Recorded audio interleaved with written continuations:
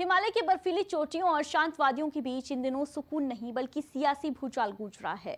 जहां कभी पर्यटकों की भीड़ और प्रकृति की खूबसूरती की चर्चा होती थी, उस लद्दाख में आज वहीं हर तरफ नारों और आक्रोश की आवाजें सुनाई दे रही है। इस विरोध की अगुवाई कर रहे हैं पर्यावरण कार्यकर्ता सोनम वांगचुक, लेकिन अब कहानी का रुख बदल चुका है। आंदोलन की गूंज से ज्यादा शोर मचा हुआ है उन खुलासों पर, जिसने ये सवाल खड़ा कर दिया है कि कहीं एक्टिविज्म की आड़ में करोड़ों की विदेशी फंडिंग और राजनीतिक उकसावे का खेल तो नहीं चल रहा। लद्दाख की बर्फीली चोटियों और शांत वादियों में इन दिनों सियासी भूचाल जो गूंज रहा है, उसमें सोनम वांगचुक पर अवैध विदेशी फंडिंग के आरोप भी लगे हैं और सीबीआई उनकी संस्था HIAL समेत अन्य इकाइयों की जांच भी कर रही है। फरवरी 2025 में उनकी पाकिस्तान यात्रा भी एजेंसियों की निगरानी में रही थी। वहीं केंद्र सरकार ने उनका FCRA लाइसेंस रद्द कर दिया है। जांच में यह भी सामने आया है कि 2021-22 में वांगचुक ने 3.5 लाख रुपए सीधे FCRA अकाउंट में जमा किए, जो नियमों का उल्लंघन माना जा रहा है।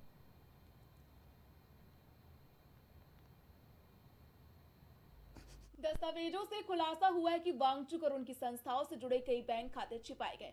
HIAL के 7 खातों में से 4 घोषित नहीं है। पिछले साल की 6 करोड़ रुपए की डोनेशन इस बार बढ़कर 15 करोड़ हो गई, जिनमें से 1.5 करोड़ से अधिक की विदेशी रकम बिना FCRA रजिस्ट्रेशन की आई। सिकमॉल के 9 खातों में से 6 घोषित नहीं है। HIAL से सीधे 6.5 करोड़ दूसरी कंपनी में ट्रांसफर किए गए। कंपनी ने 9.85 करोड़ रुपए टर्नओवर पर सिर्फ 1.14% प्रॉफिट दिखाया, जबकि पहले ये 6% से अधिक था। वांगचुक के 9 निजी खाते सामने आए, जिनमें से 8 घोषित नहीं है।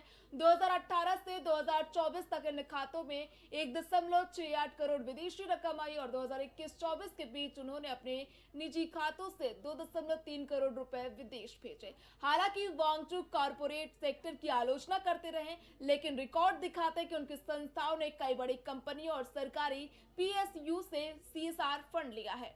दूसरी तरफ उत्तर से चीन अपना अतिक्रमण बढ़ाए जा रहा है दशकों से, और हाल के सालों में तो हद से ज्यादा, और ये भी छुपाया जा रहा है। एक तरफ इतनी पीड़ा इन चरवाहे समुदायों को, और उसके बाद वो आह भी ना कर पाए। अगर वो आह करें, अगर कोई कहे कि यहां पर जमीनें गई हैं हमारे जमीनों को बचा नहीं पाए हैं, तो उनको कभी देशद्रोही, कभी उनको धमकियां दी जाती हैं। जब हम ये कह रहे थे कि हम बॉर्डर की तरफ मार्च करेंगे, तो कई लोगों ने हमें भी आप देशद्रोही हैं ऐसा कहा। तो मैं कहता हूं, हाँ, हम आह भी भर लें तो हो जाते हैं बदनाम, वो कत्ल भी करें तो चर्चा नहीं होता। ये हालत है आज की सरकार की। हम पे जो जुल्म हो रहा है, हमारे सर कट रहे हैं, हम आह करें तो देशद्रोही बन रहे हैं। जो 4000 स्क्वायर किलोमीटर चीनियों को सौंप दे, चर्चा नहीं होती।